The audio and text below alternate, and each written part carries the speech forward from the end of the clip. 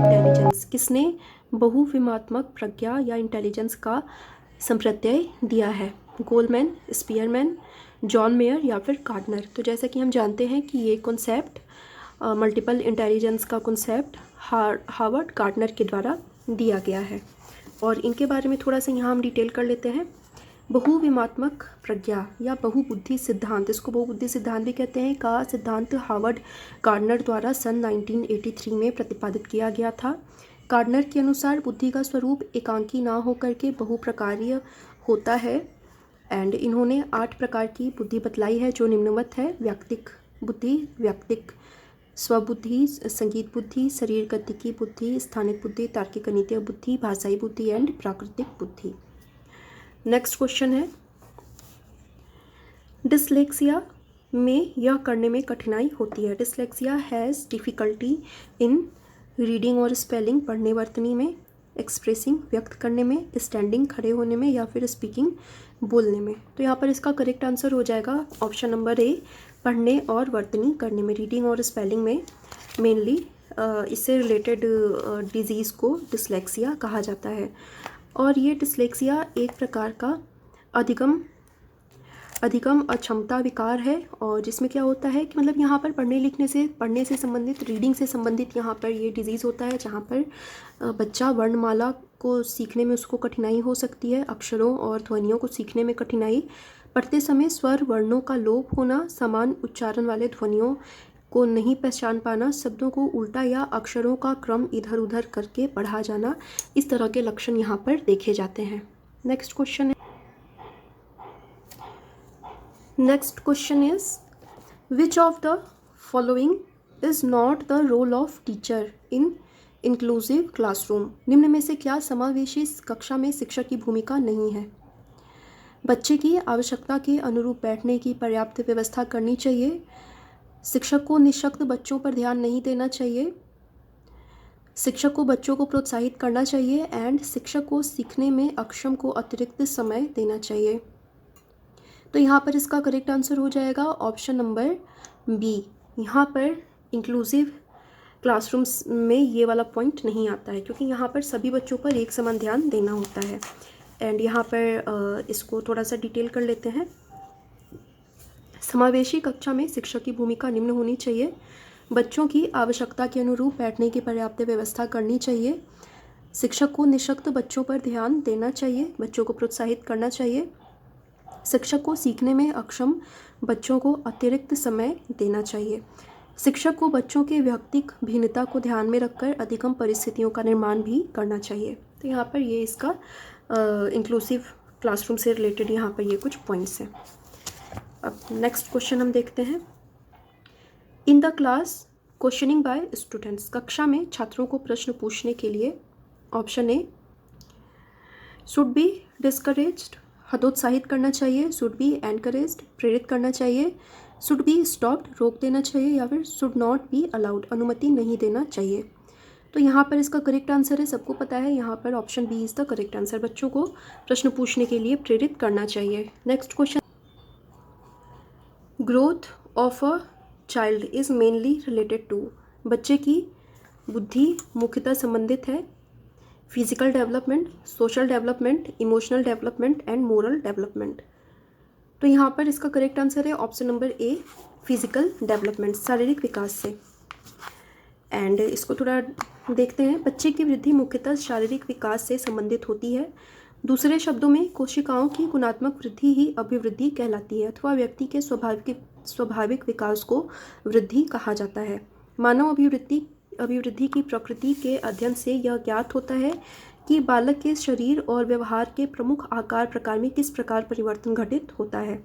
गर्भधान से लेकर शैशवावस्था, बाल्यावस्था, किशोरावस्था और से होते हुए प्रौढ़ावस्था तक पहुंचने के दौरान व्यक्ति के विभिन्न अंगों के आकार, लंबाई और भार आदि में आने वाले परिवर्तन को वृद्धि कहा जाता है।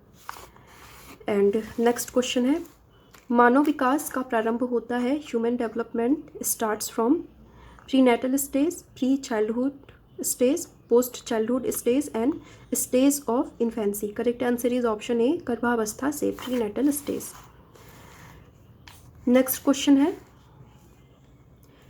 The conditions of learning book is written by E.L. Thorndike, B.F. Skinner, R.M. Gagne, I.P. Pavlov. इसका करेक्ट आंसर है option number C, R.M. Gagne ने ये बुक लिखी हुई है। और यहाँ पर ये कुछ और बुक्स का भी नाम यहाँ पर दिया हुआ है जो कि इम्पॉर्टेंट है, कई बार नेट के एग्ज़ाम में भी या फिर और भी एग्ज़ाम्स में इस तरह के क्वेश्चंस आते हैं। R.M. गेने ने जो बुक लिखी है वो है conditions of learning. E.L. Thorndike की बुक का नाम है animal intelligence the psychology of arithmetic. B.F. Skinner the selection of behaviour. I.P. Pavlov conditions, reflexes और लेक्चर्स ऑफ कंडीशंस। एंड यहाँ पर नेक्स्ट क्वेश्चन है, किशोरावस्था बड़े संघर्ष, तनाव, हमला व विरोध की अवस्था है। यह कथन किसका है? Adolescence is the period of great stress, strain, स्ट्रोम and strike. Is the statement of, यहाँ पर ऑप्शन देख लेते हैं। ऑप्शन दिया गया है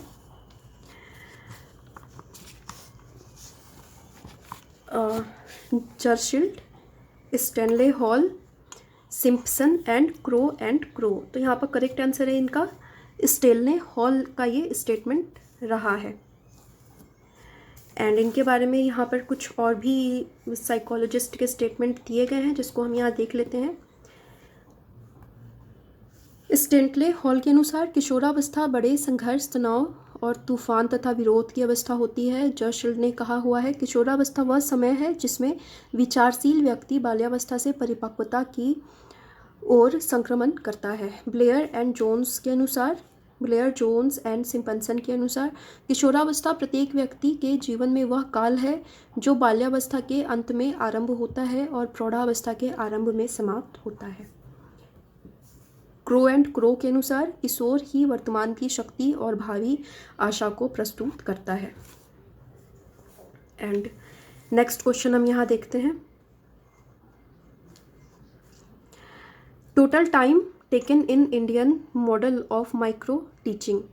सूक्ष्म शिक्षण के भारतीय प्रतिमान में कुल कितना समय लगता है? 36 minute, 40 minute, 45 minute, 30 minute. Correct answer is 36 minutes. ये एजुकेशन का क्वेश्चन यहाँ पर आ गया है। एंड यहाँ पर ये जो माइक्रो टीचिंग होती है वहाँ पर ये सारे मिनट्स डिवाइडेड होते हैं 6 अलग अलग पार्ट में। यहाँ पर पाठ योजना निर्माण मतलब प्लानिंग, यहाँ पर 6 मिनट के लिए प्लानिंग होती है, लेसन प्लान बनाया जाता है, 6 मिनट में शिक्षण किया जाता है, 6 मिनट में फीडबैक दिया जाता है, नेक्स्ट 6 मिनट में वापस से ये लेसन प्लान को बनाया जाता है, इसके बाद में नेक्स्ट 6 मिनट्स में पुनः शिक्षण होता है, इसके बाद में नेक्स्ट 6 मिनट में पुनः प्रतिपुष्टि करी जाती है। तो कुल समय यहाँ पर 36 मिनट लगता है। नेक्स्ट क्वेश्चन है, सीखने का पठार की प्रक्रिया के मुख्य अभिलक्षण हैं जो उस स्थिति को प्रकट करते हैं जिससे सीखने की प्रक्रिया में कोई उन्नति नहीं होती है। यह कथन किसका है? गेट्स, हॉलिंगवर्थ, रॉस या फिर स्किनर। तो यहाँ पर इसका करेक्ट आंसर है ऑप्शन नंबर सी। ये रॉस ने इस बात को कहा हुआ था। नेक्स्ट क्वेश्चन देखते हैं, if a teacher finds a problematic child in the class what should he does. यदि शिक्षक कक्षा में एक छात्र को समस्यात्मक बालक के रूप में पाता है तो उसे बच्चे को दंड देना चाहिए, बच्चे को नज़रअंदाज कर देना चाहिए, बच्चे को परामर्श देना चाहिए या फिर बच्चे को तत्काल घर वापस भेज देना चाहिए। यहाँ पर करेक्ट आंसर है बच्चे को काउंसलिंग करनी चाहिए, मतलब बच्चे को परामर्श देना चाहिए। एंड नेक्स्ट क्वेश्चन है, co curricular activities are mostly related to. पाठ्य सहगामी क्रियाएं मुख्यतः संबंधित हैं डेवलपमेंट ऑफ एजुकेशनल इंस्टीट्यूशंस, शैक्षिक संस्थानों के विकास से, ऑलराउंड डेवलपमेंट ऑफ स्टूडेंट्स, छात्रों के सर्वांगीण विकास से, प्रोफेशनल डेवलपमेंट ऑफ स्टूडेंट्स, छात्रों के वृत्तिक विकास से, या फिर मेंटल डेवलपमेंट ऑफ स्टूडेंट्स, छात्रों के मानसिक विकास से। Correct answer is option B, छात्रों के सर्वांगीण विकास से। एंड नेक्स्ट क्वेश्चन है,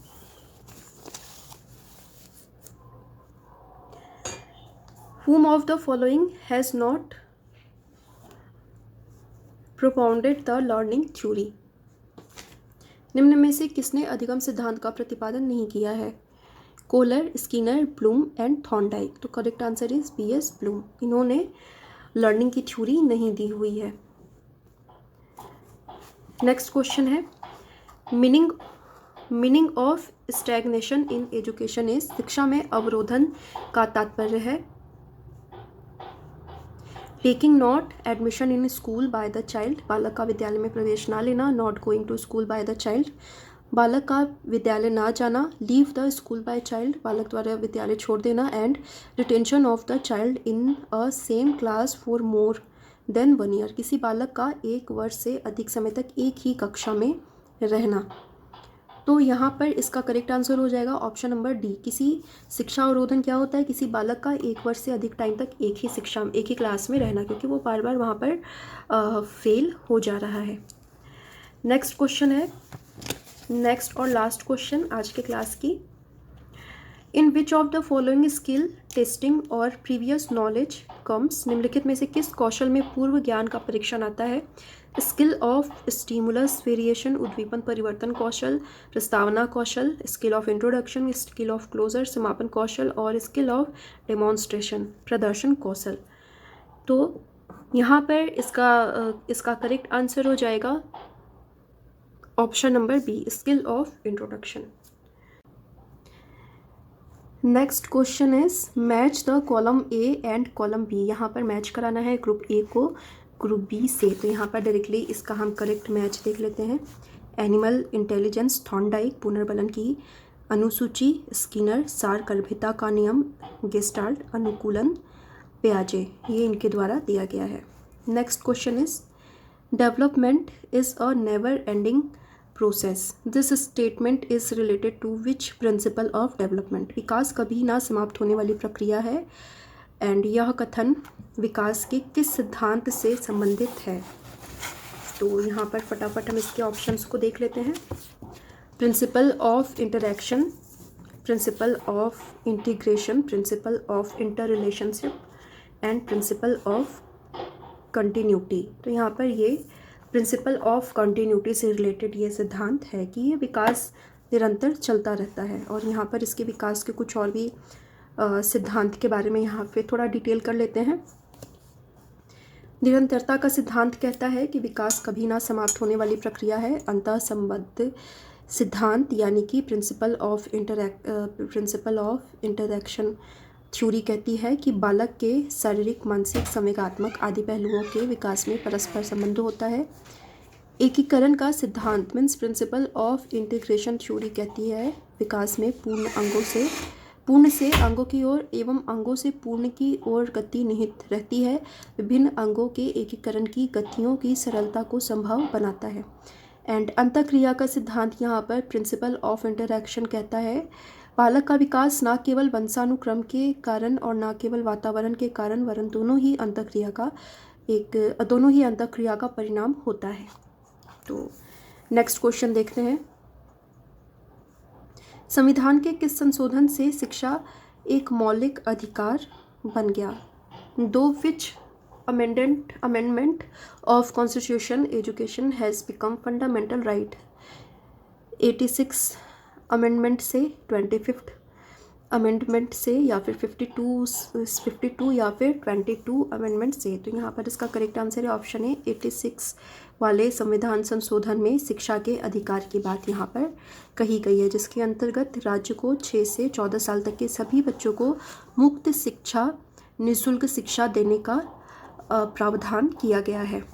एंड नेक्स्ट क्वेश्चन है यहाँ पे, अभिप्रेरणा के मूल प्रवृत्ति सिद्धांत के प्रतिपादक थे मैकडूगल, अब्राहम मैस्लो, सिम्पसन और विलियम जेम्स। तो यहाँ पर इसका करेक्ट आंसर हो जाएगा ऑप्शन नंबर ए, अभिप्रेरणा के मूल सिद्धांत का प्रतिपादन सन 1908 में मैकडूगल के द्वारा किया गया। उनके अनुसार मानव मस्तिष्क में कुल जन्मजात प्रवृत्तियाँ होती हैं जो मानव के सभी विचारों तथा क्रियाओं के लिए प्रेरक शक्ति का कार्य करती हैं। मैकडूगल ने मूल प्रवृत्ति को जन्मजात मनोशारीरिक उपद्रव के रूप में परिभाषित किया है। एंड यहाँ पर नेक्स्ट क्वेश्चन हम देखते हैं। Next question is which of the following stage of development is called as a unique stage of emotional development?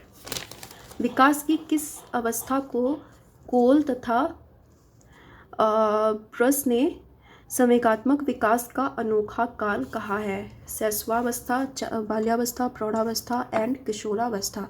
तो the correct answer is option number B, बाल्यावस्था। नेक्स्ट क्वेश्चन इस प्रकार है, learning is any change in behaviour resulting from behaviour, who said it? व्यवहार के कारण व्यवहार में परिवर्तन ही अधिगम है, यह किसके द्वारा कहा गया है? Woodworth, Guilford, Skinner and Crow. The correct answer is option B, Guilford. And यहाँ पर सबके स्टेटमेंट को देख लेते हैं। गिलफोर्ड के अकॉर्डिंग व्यवहार के कारण व्यवहार में परिवर्तन ही अधिगम है। अकॉर्डिंग टू वुडवर्थ, नवीन ज्ञान तथा नवीन प्रतिक्रियाओं को अर्जित करने की प्रक्रिया अधिगम करने की प्रक्रिया है। अकॉर्डिंग टू स्किनर, अधिगम व्यवहार में उत्तरोत्तर अनुकूलन की एक प्रक्रिया है। And Crow, according to Crow and Crow, आदतों, ज्ञान तथा अभिवृत्तियों का अर्जन ही अधिगम है। सो यहाँ पर नेक्स्ट क्वेश्चन देखते हैं। नेक्स्ट क्वेश्चन भी मैच कराने का क्वेश्चन यहाँ पर आया हुआ है। लिस्ट ए को लिस्ट बी से यहाँ पर मैच कराना है। एंड यहाँ पर डायरेक्टली इसके हम करेक्ट आंसर को देख लेते हैं। इसके करेक्ट मैच को हम देख लेते हैं। यहाँ पर ब्रूनर जो है वो संप्रत्यय उपलब्धि प्रतिमान से संबंधित हैं। इन्होंने ये कॉन्सेप्ट दिया हुआ है। ऑसवेल अग्रिम संगठक शिक्षण प्रतिमान का इन्होंने दिया हुआ है। ग्लेजर ने बुनियादी शिक्षण प्रतिमान एंड गॉर्डन ने साइनेटिक शिक्षण प्रतिमान कॉन्सेप्ट को दिया हुआ है। नेक्स्ट क्वेश्चन इस प्रकार है, the first step of problem solving is, समस्या समाधान का प्रथम चरण है। डेटा कलेक्टिंग, आंकड़ा संग्रहण, आइडेंटिफिकेशन ऑफ प्रॉब्लम, समस्या की पहचान, टेस्टिंग ऑफ हाइपोथेसिस, परिकल्पना का परीक्षण, फॉर्मुलेशन ऑफ हाइपोथेसिस, परिकल्पना का निर्माण। तो यहाँ पर option number B is the correct answer. सबसे पहले हमारे पास क्वेश्चन हमें पता होगा, तब हम उसको सॉल्व करने के बारे में सोचेंगे। तो समस्या की पहचान is the correct answer. Next question है, बालकों का अधिगम सर्वाधिक शक्तिशाली होगा। Learning of children will be most effective when, पढ़ने लिखने एवं गणितीय कुशलताओं पर ही बल होगा जब बालकों का संज्ञानात्मक, भावात्मक तथा मनोचालक पक्षों का विकास होगा। शिक्षण व्यवस्था एकाधिकारवादी होगी। एंड शिक्षक अधिगम प्रक्रिया में आगे होकर बालकों को निष्क्रिय रखेगा। तो correct answer is option B. Option B is the correct answer. Next question हम देख लेते हैं। Which step is prominent in the syntax of teaching model of memory level and understanding level? स्मृति स्तर और बोध स्तर के शिक्षण प्रतिमान की संरचना में कौन सा सोपान उभयनिष्ठ होगा? समान्वीकरण, अन्वेषण, प्रस्तुतिकरण एंड प्लानिंग, तैयारी। तो यहाँ पर इसका करेक्ट आंसर हो जाएगा प्रस्तुतिकरण, एक्सप्लोरेशन यहाँ पर इसका करेक्ट आंसर होगा। एंड ये जो कॉन्सेप्ट है ये स्मृति स्तर को हर्बर्ट के द्वारा दिया गया है। एंड बोध स्तर, अंडरस्टैंडिंग लेवल को हेनरी सी मॉरिसन के द्वारा दिया गया है। और इन्होंने इसके अलग अलग स्टेप्स बतलाए हुए हैं।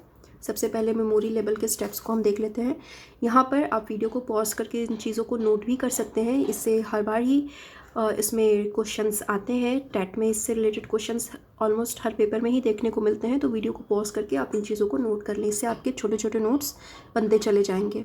और यहाँ पर मेमोरी लेवल में ये स्टेप्स दिए गए हैं: प्रस्तावना, प्रस्तुतिकरण, स्पष्टीकरण तथा तुलना, सामान्यीकरण एवं प्रयोग। अंडरस्टैंडिंग लेवल के ये स्टेप्स हैं: अन्वेषण, प्रस्तुतिकरण, आत्मीकरण या परिपाक, व्यवस्था, वर्णन अथवा अभिव्यक्तिकरण। एंड नेक्स्ट क्वेश्चन यहाँ हम देख लेते हैं। निम्न में से किस सिद्धांत को पुनर्बलन का सिद्धांत भी कहा जाता है? Classical conditioning, stimulus response theory, theory of insight, operant conditioning theory. तो यहाँ पर इसका करेक्ट आंसर हो जाएगा ऑपरेंट कंडीशनिंग थ्योरी को हम पुनर्बलन का सिद्धांत भी कहते हैं, क्योंकि रेनफोर्समेंट का कॉन्सेप्ट जो है वो स्किनर के द्वारा दिया गया था और उन्होंने अलग अलग तरह के रेनफोर्समेंट के बारे में बतलाया हुआ है। नेक्स्ट क्वेश्चन है, निम्नलिखित में से कौन सी अवस्था में ब्रूनर के संज्ञानात्मक विकास सिद्धांत का अंग नहीं है? Which of the following stages is not the part of Bruner's cognitive development theory?